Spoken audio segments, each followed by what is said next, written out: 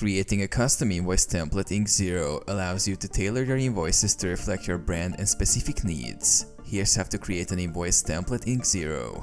Log into Xero. Sign into your Xero account with your credentials. Navigate to Invoice Settings.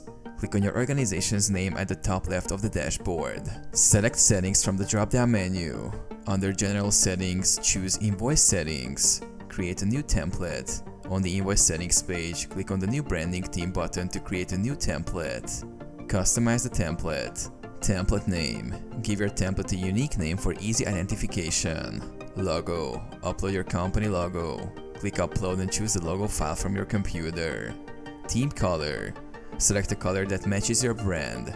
Fonts. Choose the font style and size for your invoice text. Layout. Adjust the layout of the invoice by dragging and dropping elements. You can add or remove fields as needed. Add payment details. Ensure your payment details are included by clicking on the Payment Services tab and adding your bank information or payment service links. Footer information. Add any additional information, such as terms and conditions or contact details, in the footer section. Save the template. After customizing, click Save to store your new branding theme. Apply the template to invoices. When creating a new invoice, select your custom template from the branding drop-down menu. Review and send.